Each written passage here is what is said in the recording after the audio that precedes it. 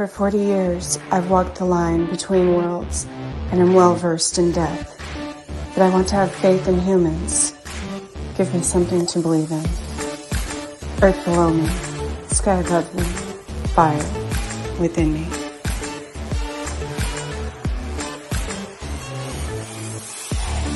Brought to you by UPRN Network. I'm Trish Mo, and this is The Missing Piece.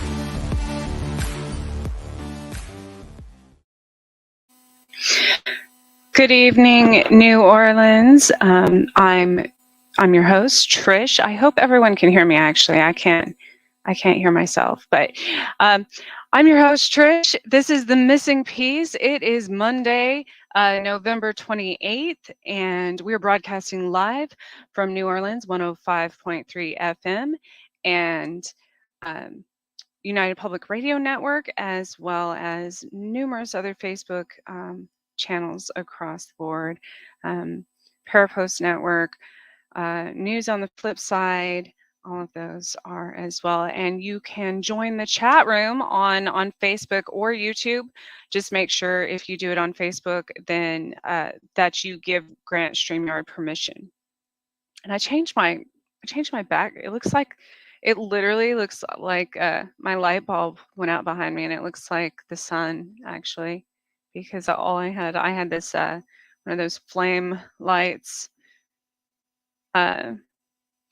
Anyways, so I hope everyone had a great Thanksgiving. I did. I spent it with family, and I did not venture out on Black Friday. I think all of you are crazy that do that. Just kidding. But it was overall good. It was, I have been a little bit sick lately, so that that sucks. But it's that time of year that everything's going around. So I also, before I forget, I want to thank Carnation for sponsoring my show, and thank you all for being here and listening and supporting us. So I hope so. I want to ask if everyone, like with diet plans, I always get anxious around, I get anxious around Halloween because, of course, that's that's like New Year for the witches. And so I try to start, if you're wondering why we're always on top of our resolutions by January, it's because our New Year's is actually in October. So there is that. But I've been slacking on it. But I always have anxiety around the holidays because,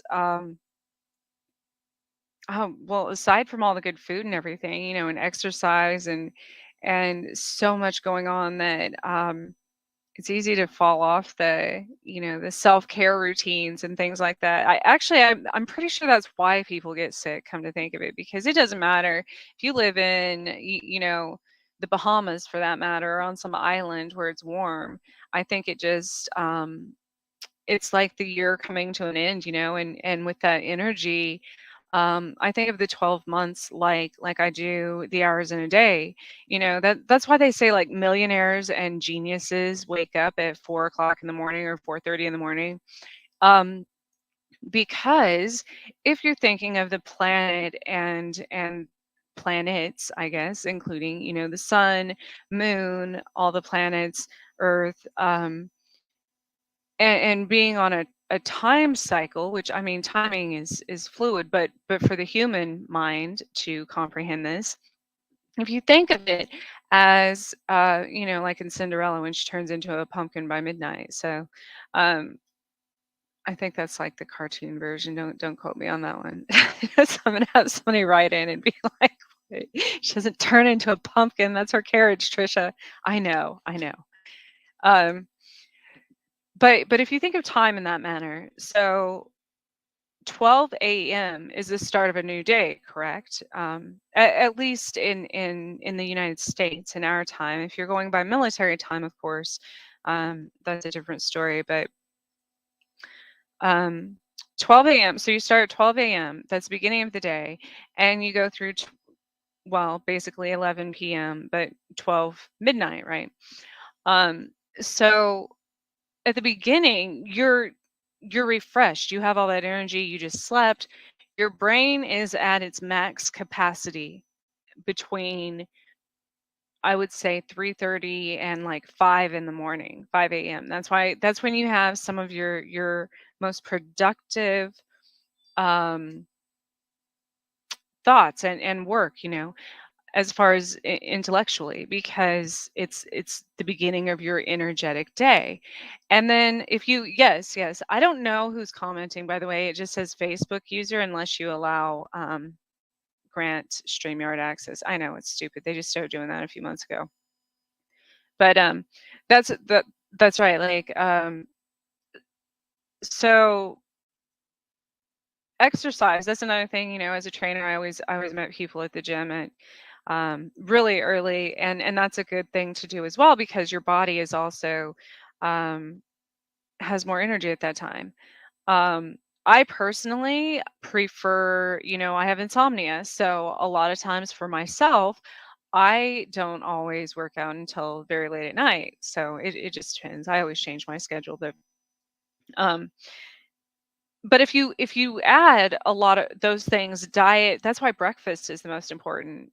It keeps you energized throughout the day. So if you exercise in the morning and you do your most intellectual work in the morning, you read, you do something creative, something to enhance your brain, or something, with your business, your job, or whatever you do, and you exercise. Sometimes, like I consider exercise almost like meditation. So if I'm running or on a treadmill or something, or lifting weights or whatever I'm doing, I'm also having all of these very creative thoughts, and um my mind's just going, because well, I have ADHD too, so I it really calms my mind when my hands and body is also moving. So I oftentimes take I always do. I always take nowadays a small notebook to the gym with me. Um, but if you consider all of that and the energy of the earth and day and daylight, then it's also losing energy by the end of the day, because it's at the end of that cycle. So I think it's the same with the months, I assume, because we're coming up on December, which is the 12th month of the year. And we've already gone through almost all, well, at least Kansas has 4 seasons.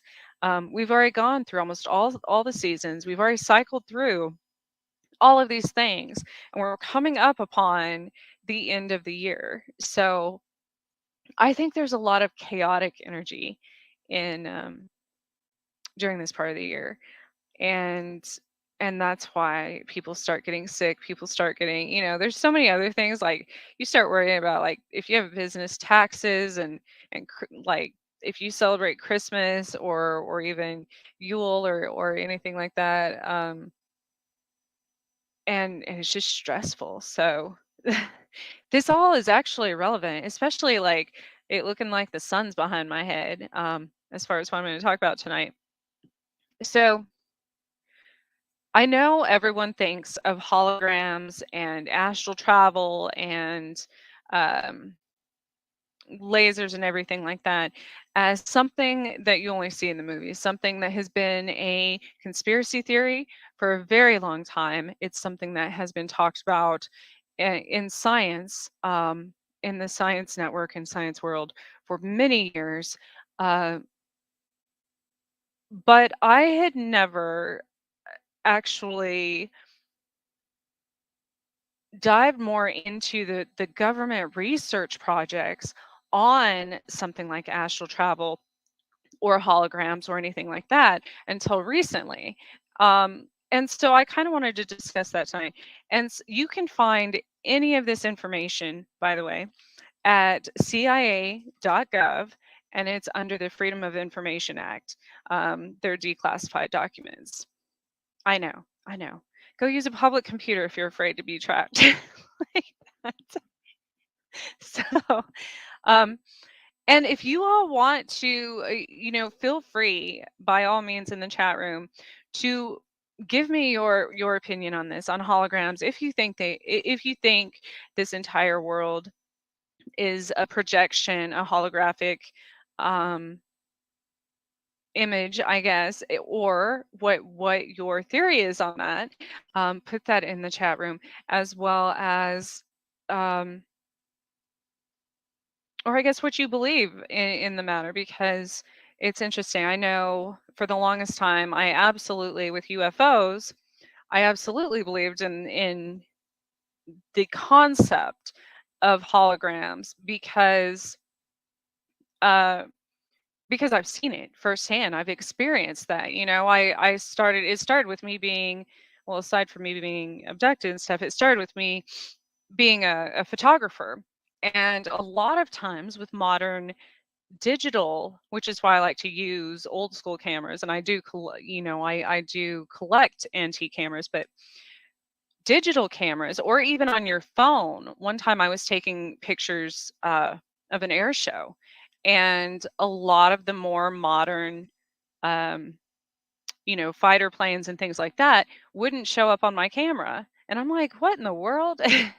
And even, I would be taking a picture of the sunset or something of that matter, and there would be a jet going through and it wouldn't show up. So that's when it made me start thinking, okay, on digital, um, on electronics, if these things aren't showing up, how easy would it be to, especially I think of these things as a hypnotherapist, how easy would it be to kind of manipulate, it's like magic, manipulate our minds into thinking something is or isn't there. So, uh-oh, I got an angry from someone. um, but these technologies aren't secret at all. Oh, wait a minute. And there are more than those mentioned, but I still doubt that we live in a simulation. I'm torn on that. I'm only because of that's the thing. These technologies have been around. They've been testing me. Well, they've probably been around much, much longer than humans have had access to them, but probably since, the beginning of time, technically, because of the energy. But as far as being a medium and such, my opinions of the simulation theory kind of go back and forth, because I've studied the Mayan prophecies and the belief system that the world ended in 2012 and none of us knew it. And and I've talked about this a lot to people, with the theory that if we all died at the same time back in 2012, would any of us know that we're dead? And then one of my guests, it was Quinn Stone, he was talking about um, the flash theory, like when a star burns out or a planet. Um, it still takes a while for that to catch up to, you're kind of living it, the energy it puts off is kind of a residual energy of the living planet or the star. So it's an interesting thing. What if we're just the residual energy of what we used to be?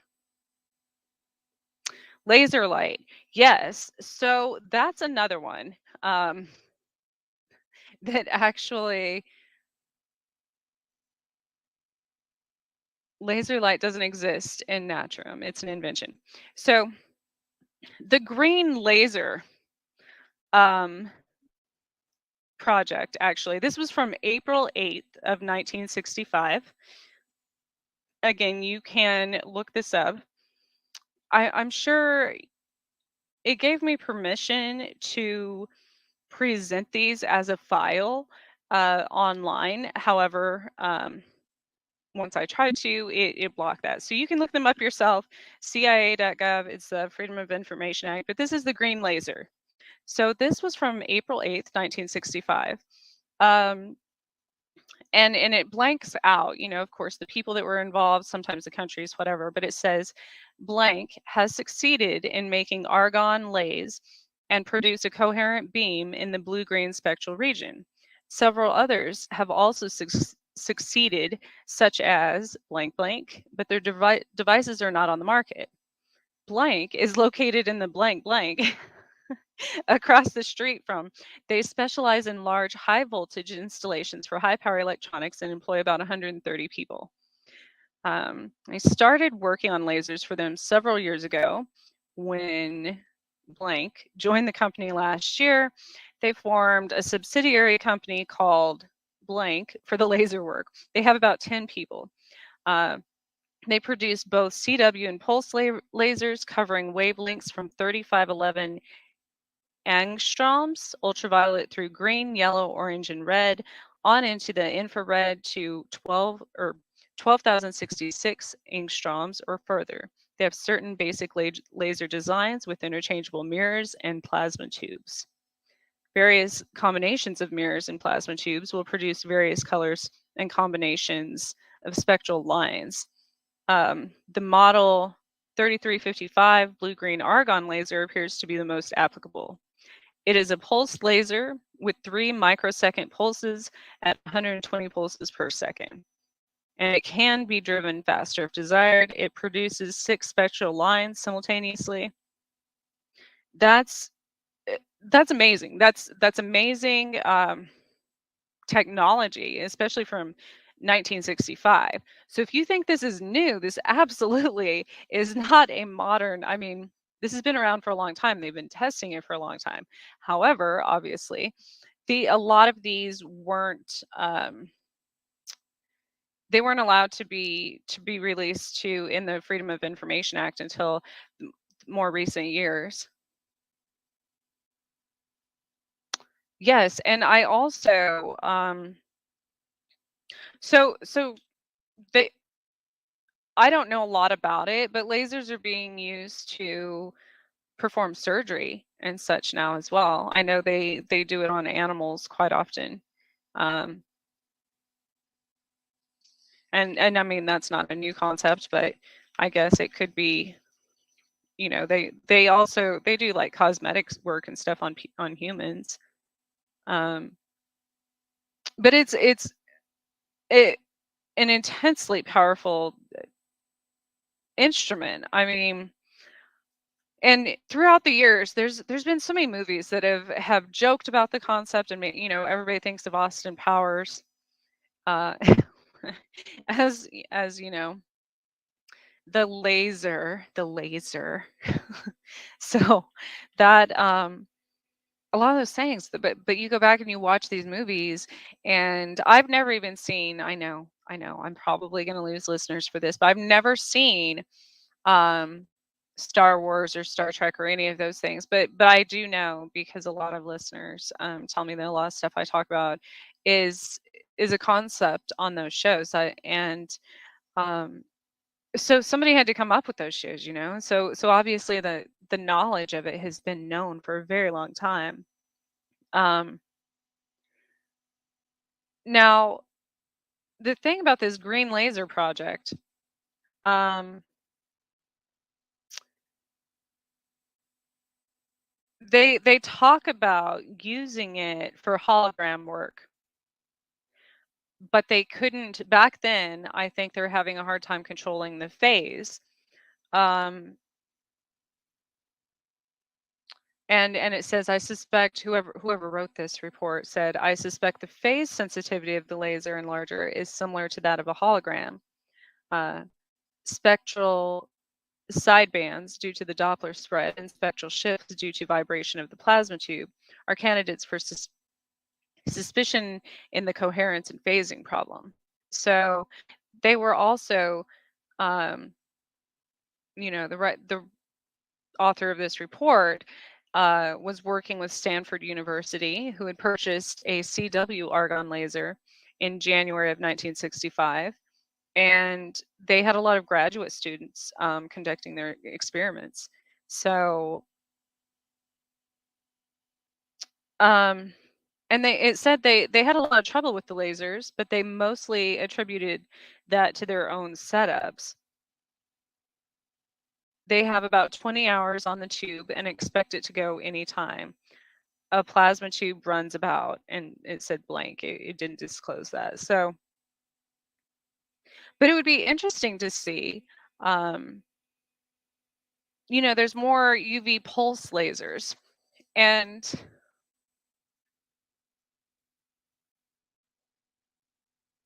you can probably buy a variety of laser instruments at Walmart. Yeah, that's true. Um, oh, that's right. I didn't think about architecture, for the measurements and length instruments. And then of course, so as a um, trainer and nutritionist and everything, as well as in my own healing from Lyme disease and everything else, I started different light spectrums are very healing in themselves, not on the um like blue light. There's actually a different blue light than what comes off of your computer screens and phones. There's blue light therapy they use for. You can use it for your face. You can use it. You can use red light therapy is very good for inflammation, muscle repair, collagen, and increasing collagen, things like that. And then there's so many other but you have to use specific spectrums of it, specific frequencies, because it's not something that you can just go out and get like a Christmas tree light bulb or something. You know what I mean? It's a very it's a very high tech technology, and they do have things like that available. I just bought like the face mask thing uh recently, and it's very affordable. I'm a Tre- I'm a Trekkie, but thank you. Yes, I don't know why I never got. I was probably because when Star Trek and those shows, my mom used to watch those things back in the when I was younger in the early 80s.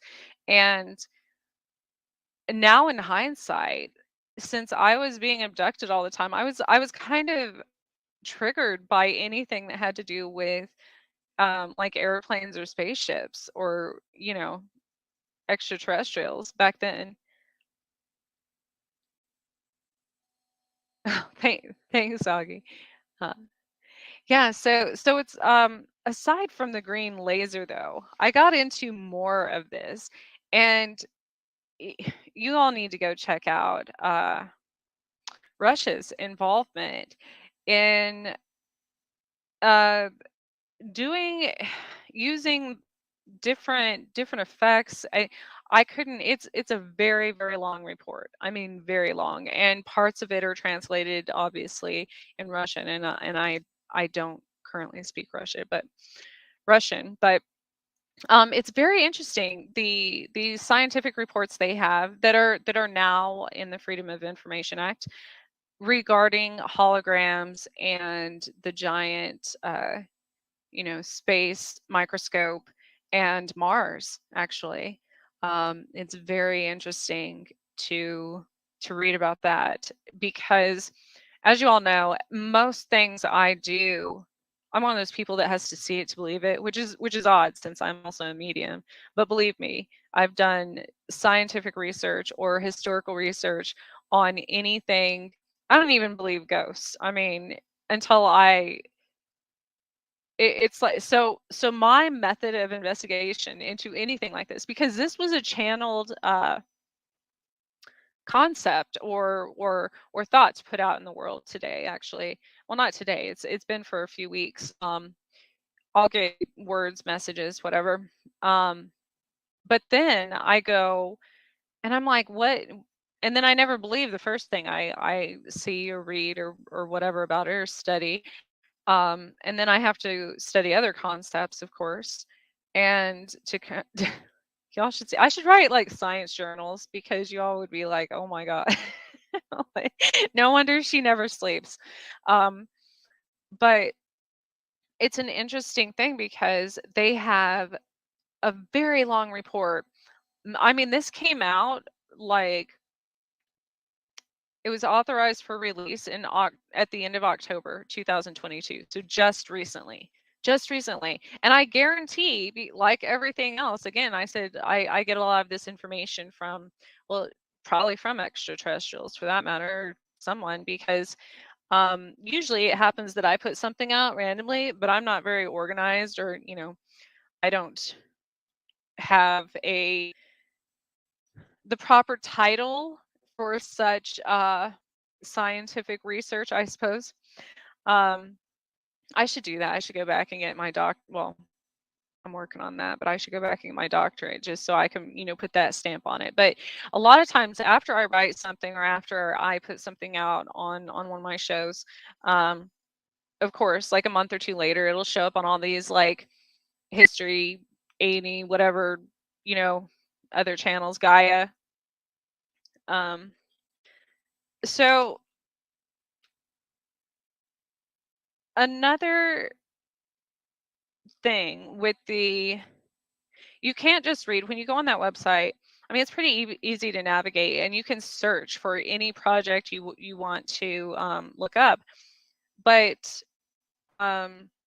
make sure you click on the attachment, because for every report, there's this big body of text below it when you search for it, and it tells you the document type, the collection, um, its release date, things like that. You'll be amazed at when some of these things were released to the public, and you'll be like, well, how did nobody know about this? Um, how did we not hear about this, through the media or what? Well, obviously there's reasons, because many of these were published. So the research was done in the 60s. They were published in the 80s, and then we just found it, they were created online, and like from anywhere from just recently to like 2015, 16, things like that. So um I fear that someone succeeds in building a gamma ray laser. That would be a terrible weapon. It could destroy buildings and shoot down airplanes and satellites, exactly as seen in sci-fi movies. I, I mean, not scare people, of course, and but that's probably been a thing for a really long time. Like I said, back in, so Austin Powers was set in what, 70s, I think. Like it was retro. It was like the hippie era. So that's probably when that came out, and whoever made the movie, that was kind of a, little hint to that. So one of a lot of these, which is interesting. So I took a picture. This is how I channel, right? This information that comes out. I took a picture. I was wearing and I tried to load that too tonight, but it wouldn't. I took a picture of me wearing. I have this Marilyn Monroe shirt that I wore to the gym, and it has Marilyn Monroe's face with a mask over it, like like everybody wore during COVID. And then it has some kanji on the side, and cherry blossoms. And I took that next to a Marilyn Monroe um, piece, like art portrait that I had in my house. And I thought that was funny, because the same day when I started researching this, all of this research on it's called the Gateway Program, um, came from the Monroe Institute um, of Applied Sciences. And Gateway, uh, this is why I go back and forth on the stimulation thing, because there's quite a few very, very active UFO areas, I guess, or even paranormal, ghosts, spirit places, things like that, where I've been before I ever knew anything about a gateway or a gateway project or portals or anything else. And every single one I have ever been to, there's something there that says gateway, and then there's also something there that's, yes, I know you could say, oh, that's just a coincidence, Trish, because there's streets named the same thing, there's places named the same thing all over the world, but this is specifically at these places that have so much activity. So it makes you wonder. 1960s, swinging London. Okay. that's relevant also because because I was making a lot of digital art, like retro art for my store, for my online store, and I had a shirt on with the pineapple on it, with pineapples on it. I didn't know. I mean, I like pineapples, and I didn't know that. And I have nothing against swingers. I mean, you do you. Like there, but I didn't know that that was a symbol for it for the swinging community. So that's interesting. Um, and that's probably why every time I have a dress too with pineapples all over it. Um, people approach me. It's so funny. Um, but back to gosh, a squirrel. Uh, so every one of these places has something in regards to Monroe, or Gateway, and St. Louis, for instance.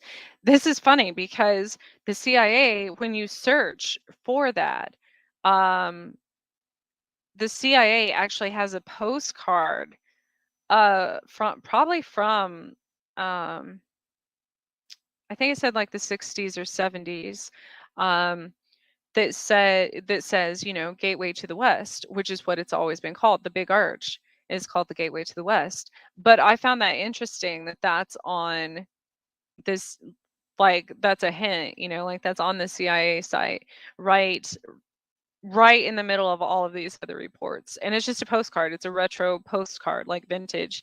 Um, so that's interesting, and everyone knows that St. Louis, we're literally on the UFO highway here, as far as ley lines and things like that. So, uh-oh, here I have a spammer in the chat room. Okay. Um, so this communication from the Monroe Institute, it states that the gateway, this program, so I it's very hard to assume if it's just like an exercise of theirs, or if it's a process, or but at some different points it makes it sound almost like artificial intelligence, and I suppose it could be all of the above. But it says gateways dedicated to the development and exploration of human consciousness. It's a system of exercises designed to aid the individual in the improvement of his own consciousness, so that he may know and understand better his higher self, that he may learn and experience profound areas of expanded awareness, achieve and willfully control his physical body and out of body state, communicate with and visit other energy structures and realities. Yes, this is on the CIA. I know some people, you know, to me and most people on this network probably, who already, like, we live in this in this, that is our reality. um to some people it's not, you know, they're still living in the very much the 3D, where this hasn't been a concept ever in their lives. So that's important to note. I know older generations, you know, who are obviously not as spiritually awakened and more very set in their ways as far as science and religion and everything else. They might not have that there, or even have ever fathomed this concept. So um, this originally the M5000 research project, which is the present Gateway program, is a result of over 3,000 test exercises involving 1,932 participants conducted by the Institute over the past 10 years. Now, this was released in December of 98, December 4th of 98, which is interesting that I look this up now because it's coming up. The document wasn't created obviously until 2016. So reports from the participants themselves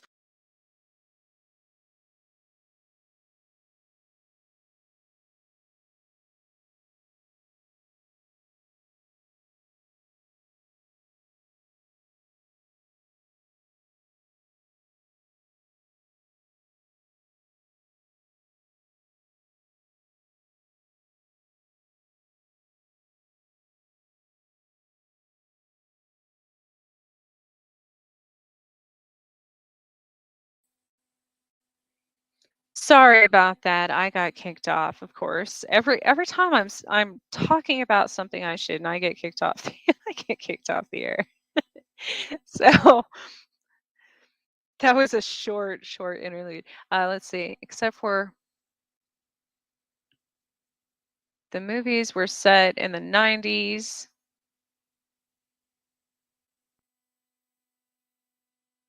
Except for The Spy Who Shagged Me and Austin Powers and Goldmember, where he travels in time.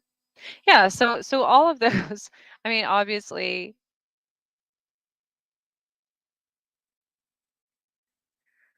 So just in case, if you're still in the chat room, what about the theory that someone else is controlling our reality and the reality we live in is just a giant movie? Because there is, there's also that, which would technically be a simulation, I guess. But if it were a simulation, why would they release these documents to us just to mess with us? Like, let's see what they do. Let's see what the Sims do when they when we tell them the truth. But what I found, I guess I should say that it doesn't matter whether you're talking about science or health or it could be anything, the weather, gardening, I don't care what it is. If someone isn't ready to accept that concept, then there's nothing you can do to persuade them differently. So I think, especially in government things and with the world and everything nowadays, most come right out and it's like right there in front of you, and it's something that's been in front, like right under our nose all along, and people fail to see it, and that's why they do it. It's because like it doesn't matter. People aren't going to believe them anyways, so they might as well tell the truth, you know what I mean? um Partially why it's the same with people coming forward now, um influencers and people, a lot of people, experiencers, people who believe in spirits and all these things are coming forward now because it is more accepted. But on the flip side of that, they're like, well, I mean, people probably won't believe me anyways, so I might as well. It's like half the things that come out of my mouth, and then all of a sudden, it's one of those things that usually when it has to do with like my family or friends or whatever, they think I'm absolutely crazy, and then that exact thing happens a few years later. Um, they just didn't believe it because it was only coming from one person, which is crazy that we're like that as humans, myself included. There's been many times, I'm sure, that I just couldn't wrap my mind around, shoot, like even in my 20s, if I would have been told or researched half the things that I do now, I would have said that everyone was crazy.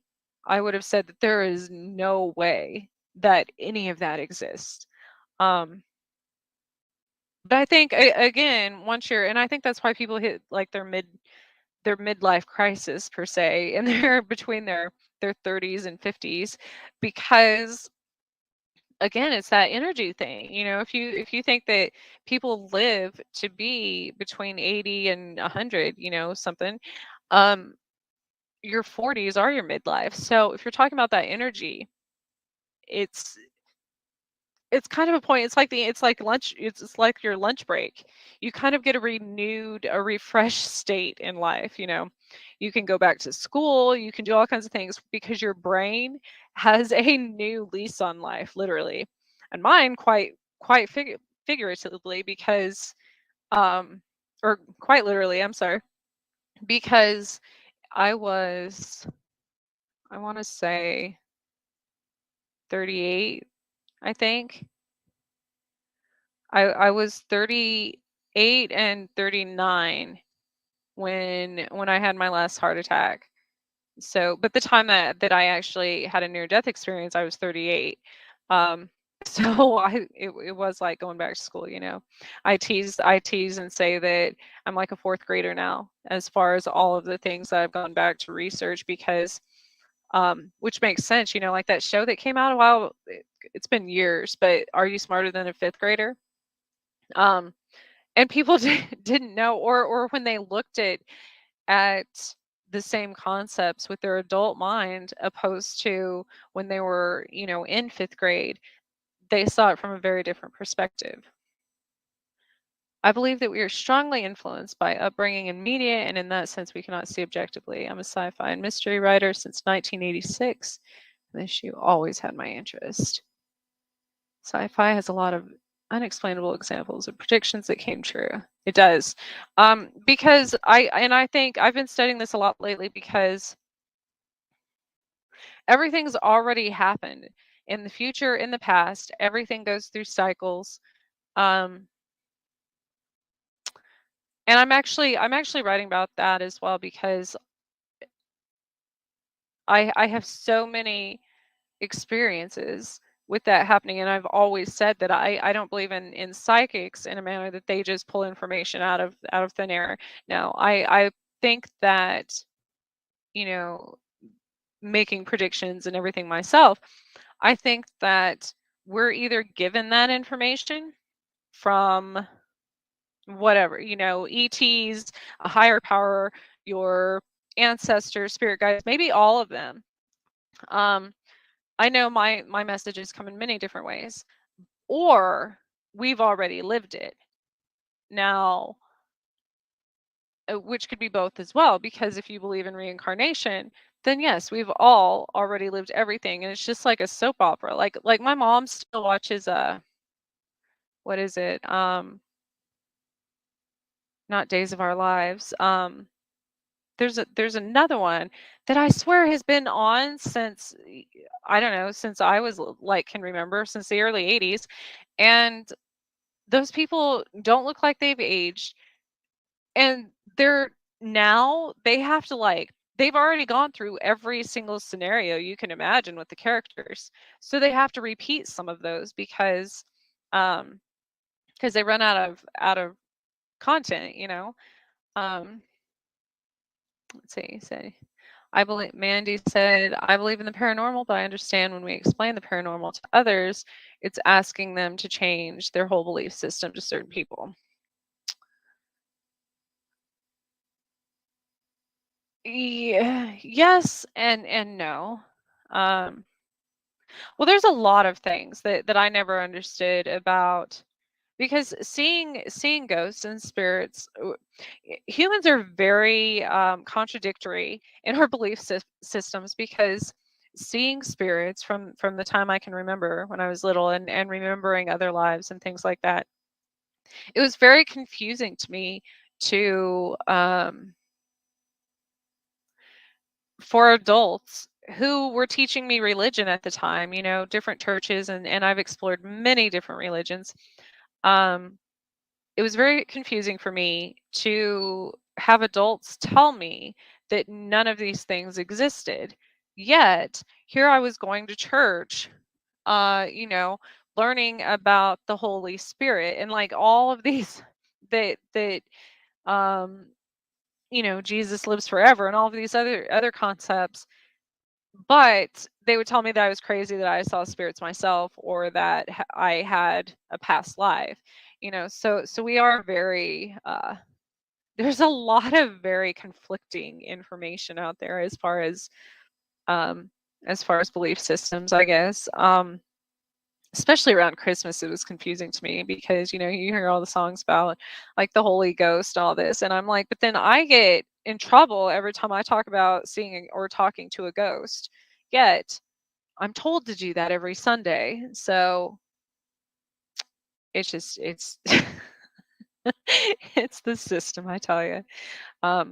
I believe that there's literally billions upon billions of different religious belief systems, because there's as many as there are people, literally, because nobody has the same perception of anything ever. you know um they always say, like, my perception of you is different than your perception of me and vice versa. Which is also a weird concept, when you grow up thinking that everyone thinks the same as you and everyone sees the same, dreams the same, everything like that. I didn't even realize until just because I had never been around anyone that was colorblind, I guess, until I think I was almost in high school, that certain people are colorblind. I'm like, what does that mean? Does that mean they only see in black and white? Um, and I didn't realize there were only certain spectrums that they see in, which is also relevant to the hologram theory, um, or the fact that like animals can see in a much broader color spectrum than humans. So that's why they're much more, like my cat can can spot a fly halfway across the room because of the reflection of its eyes or its wings or whatever, because it sees in that color spectrum. Whereas to me, up close, well, first of all, I'd have to look up close because our eyes aren't as good as theirs, but it would just look, the fly's wings would appear translucent to me, transparent. But that's, again, it's one of those things that you have to see to believe. In these tests, getting back to the Gateway program, they said that many of their participants in these tests indicated significant constructive changes in life attitudes and overview. As far as technology goes, the basics of the gateway training process are the frequency following response, FFR, and hemispheric synchronization, created in the electrical patterns of the brain by the induction of specific sound pulses both singly and binaurally. Binaurally. Or like aura is in your aura, yes, not oral. Into the human auditory system. Robert Monroe was granted a generic patent for this method and technique in 1975 and assigned it to the Institute. By blending these sound pulses, it's possible to aid the individual to develop states of consciousness not ordinarily available to them. Evidence of this is shown in their studies that generate a high amplitude, narrow frequency waveforms sweeping throughout the cortex and direct consequences of such audio signals. Now, the reason this is alarming and fascinating for multiple reasons, because I'm highly sensitive to back when I first got Lyme disease, I lost my hearing for a while, for a few weeks. Um, it's like when people first got COVID and they started losing their sense of taste and smell and everything. So when I got Lyme, I went blind uh, for a little while. And then another, right after that got better or whatever, I would go deaf.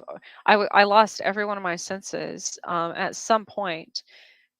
Granted, a lot of those can be attributed to like zinc deficiencies when you get sick, or vitamin D or whatever. But I think due to that, my other senses became much more heightened.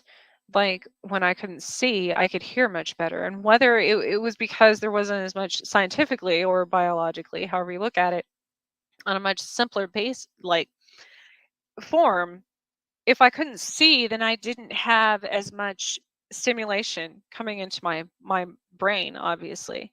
So I could concentrate on hearing more.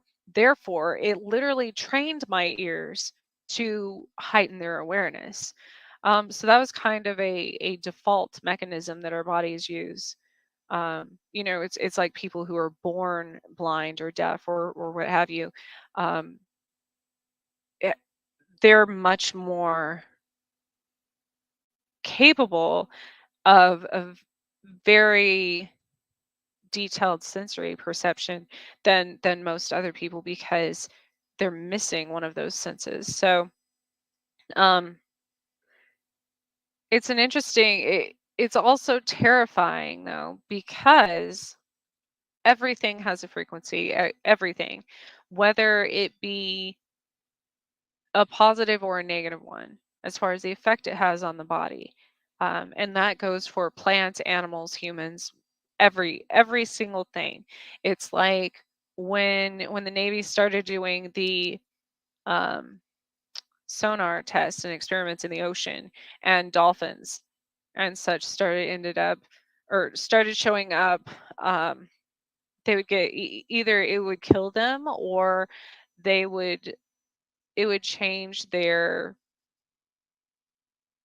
it's almost like it caused brain damage. They would be very confused and start acting very differently. So um that's what's scary about frequencies, because like singing, you can sing if you look at on an audio recorder when you're singing and you look at the frequencies, they're pretty level, but there's certain people, when it's done right and they completely open up their vocal cords to different octave ranges, there's few people, um even like opera singers and stuff are different, but when they open that up, that frequency jumps to a healing level, depending on on what type of, I guess, what type of singing they're going for.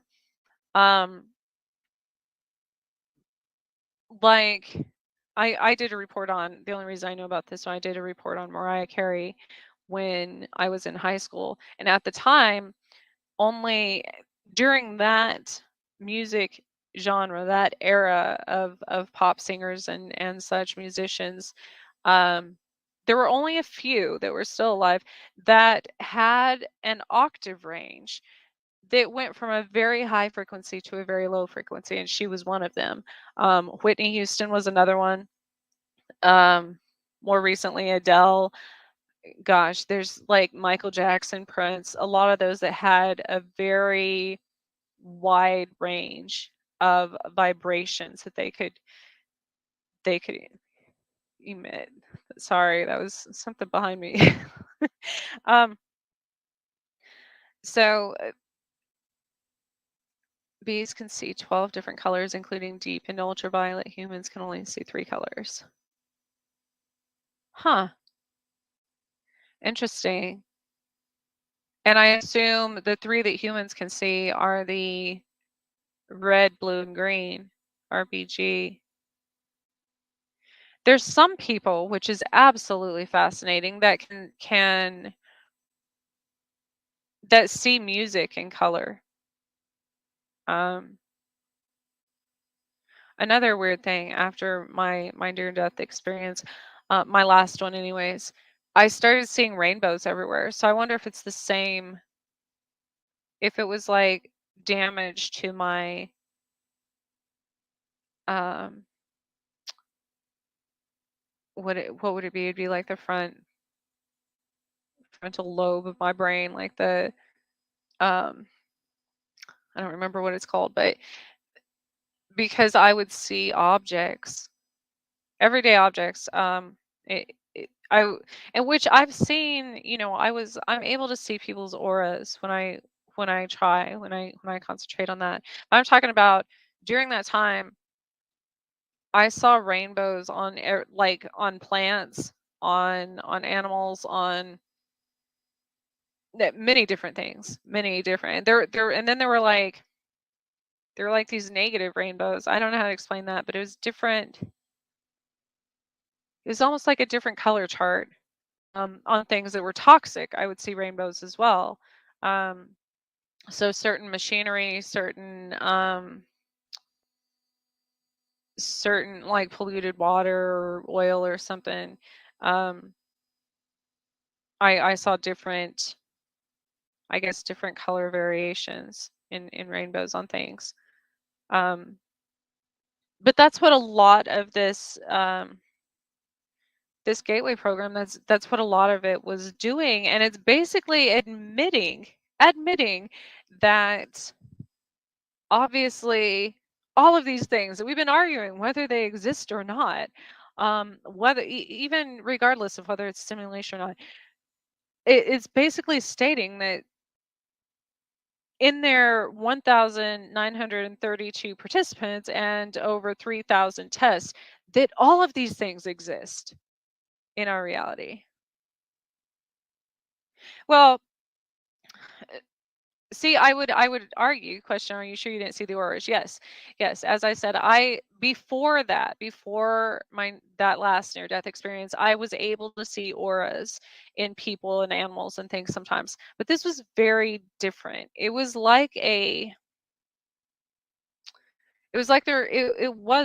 their vibrational frequency, but in color, if that makes sense. I don't know how to explain it.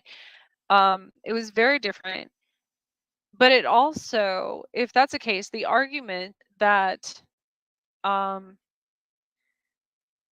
water, air, any of the elements, metals, rocks, things like that, have an actual living energy has been around forever, which goes back, obviously, I'm pagan. That does go back to my roots. I've gone back as far as in my communication with my ancestors, like 30,000 years, to the paleo tribes of the Southwest, and their belief system was animistic, which believed that anything that comes from the earth or from the universe for that matter can have a living vibrational frequency, which that makes sense because machinery that's made out of metal, or houses and things that are made out of wood and concrete, that's stone, um, that would still hold an energy. And that's why this study is so important, because that means that this would prove, even for like all the paranormal investigators who have had the theory for a very long time, that houses themselves can be haunted. As I mean, the actual foundation of the house, which I've always agreed with. I'm like, of course it can, because it's made out of things that come from the earth. It's made out of the elements that come from the earth, especially older houses. That's wood, and that holds energy, that holds a vibration. I know. I feel like I'm. And so I started researching so much about Helen Keller in this theory, because it's literally how everything communicates. Everything is made up of waves mostly. Yes, absolutely. Um, which is funny. I almost made that my thumbnail for this show. I was going to title that "The Waves of Change." But it, I also found in research with paranormal that it, like water. I was attacked by water once, and nobody believed that concept. They're like, "Well, no, it was probably something in the water that was haunted. It was this, it was that, whatever." No. A- And maybe this comes from my own belief system, as far as, my like native or Celt background, or African, um, that it's like people, well, with anything, with waves, you talk about that, it with water, with the ocean. When I mentioned, um, the Navy doing the experiments with ultrasonic, um, different testing and experiments with that, which can be very, very harmful, um, and different theories of multiple countries or people or scientists or whoever doing experiments to manipulate the weather, or water, like the fracking, or digging for oil, things like these. I've always said that nothing in this world likes to be manipulated. Nothing. I don't care what it is. And so I honor all of the elements in that manner. So when I go into the forest, I'm not going to I I'm not that's that's the forest home. I'm not going to destroy them. I'm going to be respectful. It's just like going into anybody's house. You're not going to, you're not going to walk in and start putting holes in the wall and, get mud all over the floor and things like that. So why would you do that to all of nature or rivers or the ocean or whatever? But I think that's literally how these things, plus water absorbs, it's people and animals and everything else and plants have these energies. So that obviously, um, electromagnetic fields, things like that, that reacts to water. And and so water can be very, very healing, or I think it can be very harmful too, if you don't respect it. So yes, there are so many studies, so many theories, especially in other countries, of water absorbing the negative energy of, say, an entire family or town or what have you. Maybe if something really bad happens somewhere and there's all of a sudden there's fog or something, that would travel, right? And that would be carried to other places, and it would pick up that negative energy. Humans are made up of mostly water. So that's why it's so easy for us. That's why you hear of so many empaths now. That's been around forever, literally. It's just, more recently that we started, I guess, labeling these things. Um, but that's how humans become possessed. Water can be possessed too. I've mentioned that numerous times. If you're in a haunted location, or one where, I mean, every location's haunted technically, I guess. Some just have more history, more energy that's been through there than others. But if there's a very bad energy and you want to move that or relocate it, because energy never dissipates, then you can literally use a jar of water and call that energy to the water. It's like a magnet. So the same concept, with the forest. And people say, well, I think it's the forest. um they blame cryptids. They say maybe it's the fairies or the gnomes or the, Bigfoot, Sasquatch, whoever that's doing these things with the actual trees, but they never thought of the concept of the trees themselves holding an energy. Um, which to me, and again, I don't judge anybody's beliefs. This is just how I believe. But trees have roots that are closer to the source than anything else in the world. So obviously, I think that they would have more of that energy and absolutely be able to communicate. Yes, we are mostly and part of the global water cycle.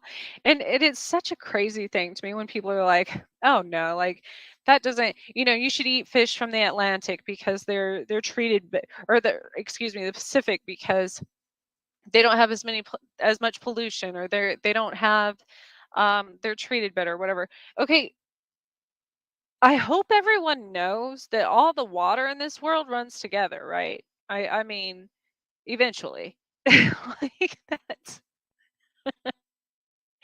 Um, it's funny to me because and I explained that they had this whole thing at the zoo here last year. I explained to my daughter, excuse me, because they had this exhibit that explained how Missouri and Kansas, the river runs right between them, all the way down to the Gulf, um, and how the effects of fertilizers and pesticides and everything else from crops here, even though we don't have, any major bodies of water in the Midwest, um, it does affect the ocean, because anything that is dumped here, anything that, is run, runoff from the crops, especially we do have a lot of floods and such, it goes straight to the river, which goes straight to the ocean. So obviously that affects everything else.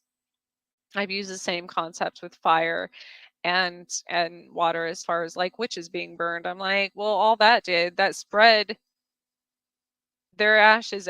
If you drown someone, okay, well, it's going to spread. They're still consecrated because it spreads part of their being even more places than it otherwise would have been just burying them. So,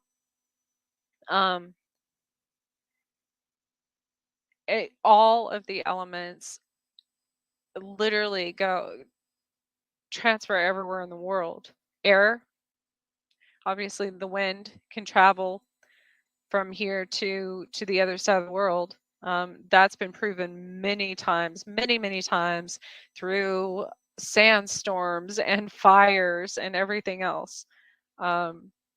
So I think we just don't, that's the thing with scientists. A lot of times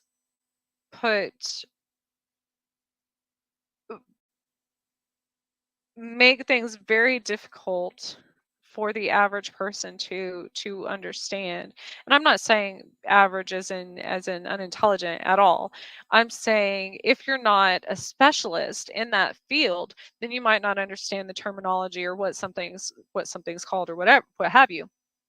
But if you're a giant child like me and you need things broken down in simpler terms, as far as being able to picture the actual concept, then I think that's where the conflict comes from on basic human understanding of many of these concepts. Um, so I think that going back just in case, I was going to say an interesting thing. I took pictures of some bumblebees at um, a sunflower farm. It was last year. It was last fall. I specifically, it was in a very quiet location. There was no external noise pollution as far as traffic or anything like that. It was on an overcast day, and I took a very close up video of some bees, some bumblebees, on the sunflowers. And when I played it back, when I relayed those videos, I couldn't audibly hear these things with my, while I was there with my ears.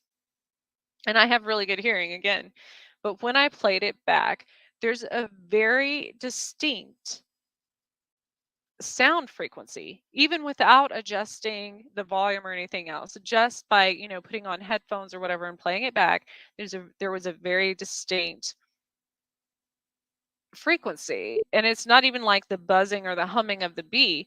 It fluctuated differently based on its interactions with the flower, its interaction with the other bees. Some of those sounds were coming from the flower, for that matter, and that's been proven in science as well. Right, whatever we eat, drink, or eat enters our blood, and we don't want it to be filthy. The oceans and rivers, however, are the planet's blood that all life form depends on. Right, which makes no sense to me why we just constantly dump things into it. I mean, it's no different though than humans. When you think about, again, I'm not criticizing anybody. I fall off that wagon of eating processed food and junks and sweets and everything else all the time. But the same concept with it's like vehicles. It's the same thing. Like, you don't want you have to have an air filter. You have to have an oil filter. You have to have if you get bad gas in your fuel tank, then that could literally blow the engine. Eventually it wears it down. You have to keep up maintenance on those things, just like your body and just like we should the earth. I'm surprised, that with the state of the earth now and all of the, the harmful gases, um, based on everything, literally based on, you know, just waste and pollution and not just those like negative things, but also the, um, farming and cattle farms and, um, chickens and everything else that put out the harmful gases into the ozone. But which, again, I mean, yes, we need those things, but a lot of people misinterpret in the spiritual community. They think, especially if they're getting messages from extraterrestrials per se, they told me for a very long time, start eating more plant centered, a more plant centered diet. Start. The reason for that isn't necessarily based on the belief of we shouldn't kill animals, or vice versa, but it's more so the fact to um give the ozone a break. It's not because if there were more vegans, obviously, then we wouldn't have as much of a problem with the gases. But again, I'm not a vegan, so I'm not trying to, I'm just trying to to make people aware of multiple different perspectives as far as that goes. And um, I did a one of my science projects when I was in like third grade, no, fourth grade maybe, was on the greenhouse effect. Um, and and it's something that, we always think, well, there's things happening now that our parents said back then, oh, not in our lifetime. That won't happen in our lifetime. But we shouldn't have that, like, we shouldn't make those statements for that matter, because if it's not in our lifetime, it's going to be in our future ancestors' lifetimes, and we should care about that. We absolutely should, because that contributes to the human race and how long we actually survive on this planet before we go extinct, which at this rate, we're already at a point of no return almost. And we have been since like the 70s. So which makes you wonder, when they started putting these plans in effect and doing these experiments with holograms and everything else, I'm sure at the point that we knew that we were almost at a point of no return as far as human reproduction and continued existence. I'm sure they knew about it way before we did, as far as their, tests and statistics and everything else. So if that's the case, then it makes sense why they started doing these studies way back then, and why there's people like, is it Vivos, the group that does stores DNA, um, in other countries, that's secret locations that is not accessed by the government, things like that. That's basically, a Noah's Ark. Oh, again, that concept had to come from somewhere, right? Um, and I've been a vegan for 15 years. Oh, a porcupine. Oh my goodness. I've never tried a porcupine. I'm not, so the only reason I'm not a vegan yet, and I don't eat that much meat, but when I got really sick, uh I started studying different blood type diets, and people are much like animals, as far as that goes. There's like the herbivores and the carnivores, and certain blood types require and process protein differently. I couldn't sustain, if I'm sick, I can't live off of a plant-based diet, because there would be no way for my body to get enough protein, even with supplements, and supplements to my specific, um there's, oh gosh, there's so many things that come with, immune deficiency, um, or immune suppressant illnesses that, like synthetic supplements, I react to opposite most people. So there's reasons, I am trying to gravitate towards veganism, but um I have not. And when I grew up in the mountains, I did eat, we ate squirrels when we would go cut wood and things like that. And no, I'm not talking about the city squirrel you see. These were like giant forest squirrel, like black squirrels and stuff.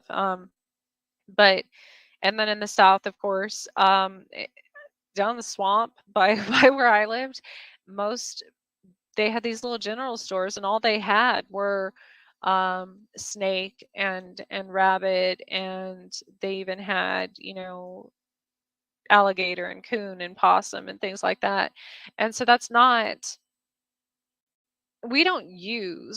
problem. We don't utilize everything we have. And so when people are saying there's a grocery shortage and everything's getting more expensive and everything, I'm like, are you kidding me? You could go in your backyard and find so many things to eat.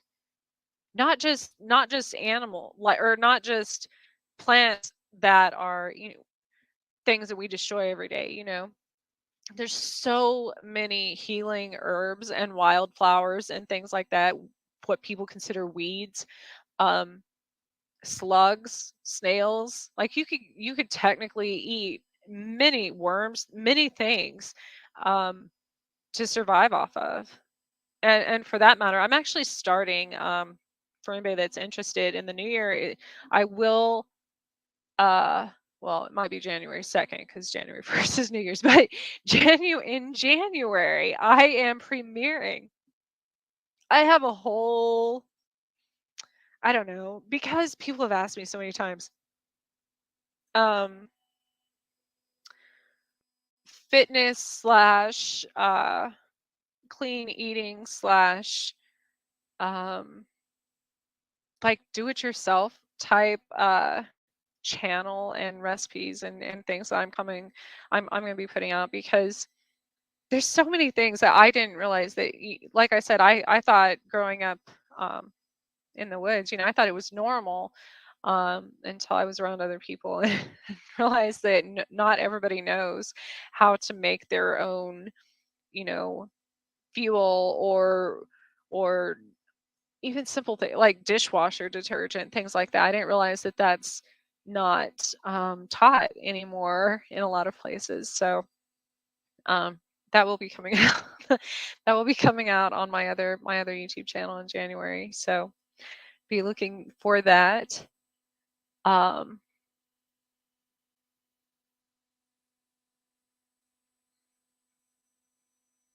oh wow, my ex couldn't eat meat. She likes an enzyme, so she can't break down animal. Yeah, there's a lot of people like that. Meat is so poisonous to her that she can die from eating a slice of bacon. Wow. Um, it's Has she heard of the MTHFR gene factor? I call it the mother effer because it is. That's what it is. And there's certain people that are born with that. Um, which I didn't even know about.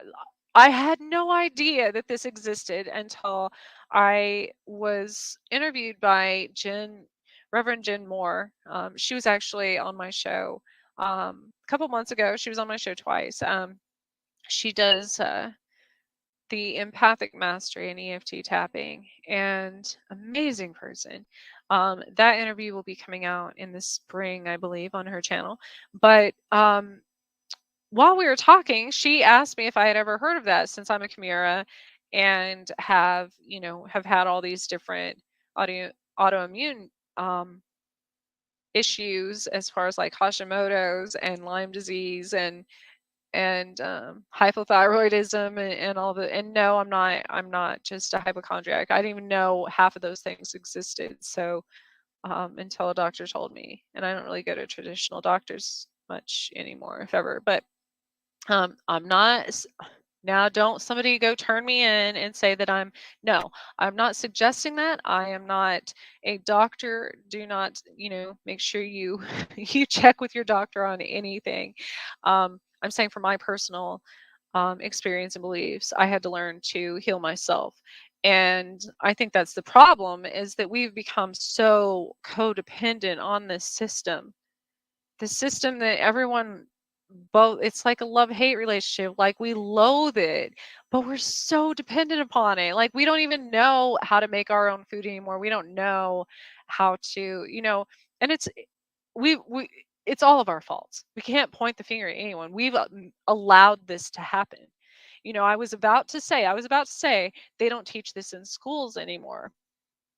But then I thought, no, that's okay. Well, that's why I started teaching my own children these concepts. That's why my parents taught me how to do certain things myself. But a lot of people can't. It is getting harder, even as a single parent, it's hard for me to teach my kids a lot of things that my parents taught me, because I don't have as much time, because things are more expensive. You know what I mean? Like, housing's more expensive, and gas and everything. So it's a double-edged sword on that. But as far as being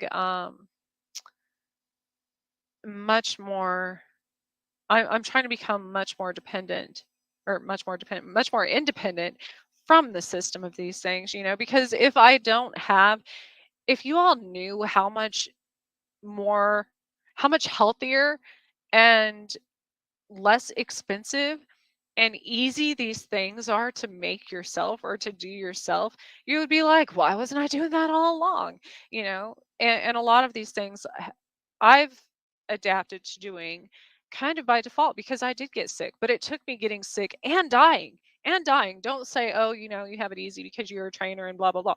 No, I became a trainer to heal myself. I became a trainer by default, and studied nutrition and herbal nutrition and everything else, because doctors said there's nothing else they could do for me, that I was going to die.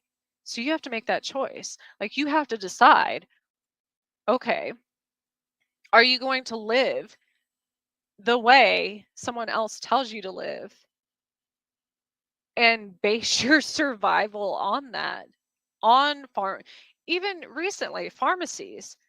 My therapist said that they don't have people aren't getting medicine because there aren't enough pharmacists. Okay, well, nobody thought about that. I mean, yes, we have a shortage of doctors and nurses, but nobody thought, oh, well, what happens when there aren't pharmacies? Where are you going to get your medicine from? So that's why you can't depend.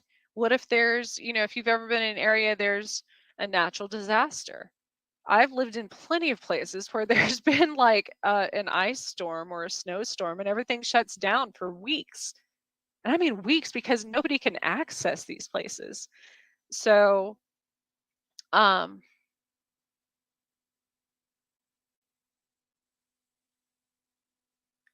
she's very much into the research behind her illness.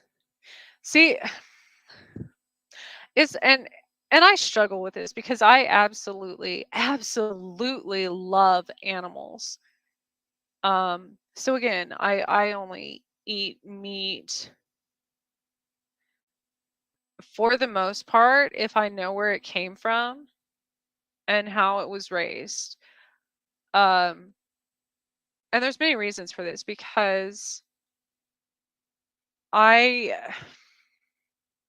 talked about this with the extraterrestrials. Some of them are absolutely carnivores and will eat us one day. But it's the same concept. Like, if we're being harvested for food, for something, whether it be for um, the plants, or um, ETs, or whatever, uh, I mean, they still want us to have, well, some of us, they still, want their cattle to have good lives, even though they know at the end of the day they're going to eat them. That doesn't mean they're going to mistreat treat us along the way. To an extent, some do. Um, the same with plants. I've also been questioned that why I'm not vegetarian or vegan. Um, I have a very, very strong connection to plants. I started communicating with them after that last heart attack, and who's to say that plants don't feel any more or less than animals? You know, why, at what point, at what, I've been studying, and now you talk about, oh, it's 441 in Denmark. Um, again, over the last year, I looked at my sleep record, how many hours of sleep I get on average. I get 4 hours of sleep on average for the entire year, which is crazy. Like, I need way more. Well, you would think I need more rest than that. But what I started doing when I talk about not harming plants or animals or people or anything else, neuro-linguistic research, um, which I'm still in the process of studying and going through, um, you can program your mind to do miraculous things. You could program your mind to go without water, because what it would do is it would store it differently. It would, you, you could literally, we would be prepared for almost any situation on earth if we actually use the other part of our brain that we haven't been. You know, you could program your brain to do more healing in less amount of time, or vice versa. Like, you could program your brain to speed up your metabolism or slow it down, or your heart rate, or anything. Biofeedback, the concept's been around since Egyptian times. So I think,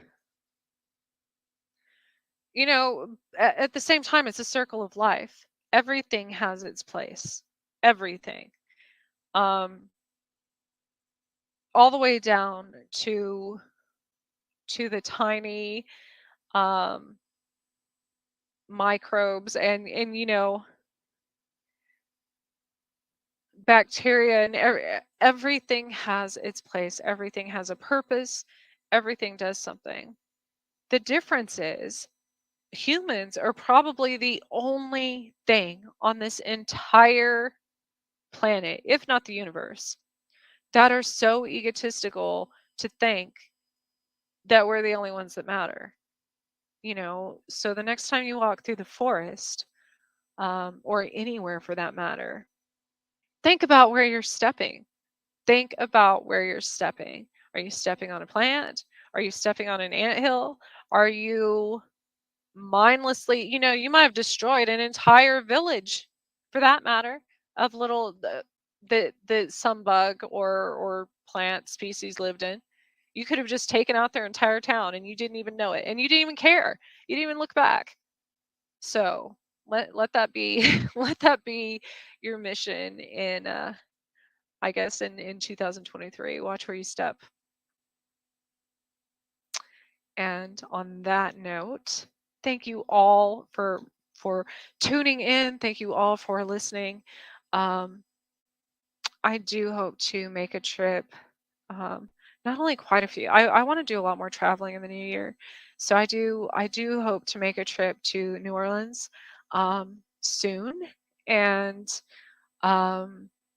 if any of you have any suggestions on where I should go or what I should do, you know, I haven't been back there in probably like 300 years, maybe more. I think 480 something. So um, let me know. Let me know what's changed since then, I guess.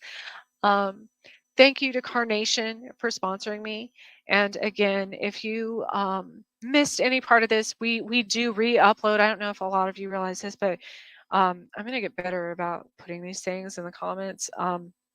But we do re-upload on, SoundCloud, Spreaker, Podbean, Amazon Music now, all of your Apple Music, as well as my YouTube channel, and Facebook group and page, I guess. So I'm going to have some musical guests in the near future back on.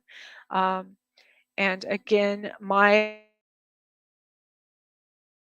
from um, the Monroe Research, or the Monroe Institute of Applied Sciences, and their research with the CIA and these various different, the Gateway program, which the East Coast was Faber, Virginia, and the West Coast was San Francisco. You can see so much about their different sessions, so much about their, they provide different links and such for their participants and what happened to them during these and their higher consciousness. They even give tips on how to astral project, which is very interesting. So you can go see all of that on the CIA.gov website under the Freedom of Information Act, and there's some other really interesting things on that website. So I do highly suggest visiting that. Again, if you're afraid to on your own computer, go to a library or somewhere, I don't know. Make sure you get to that. Other than that, everyone have a good week, have a safe week, and we will see you next time on The Missing Piece. Thank you. Good night.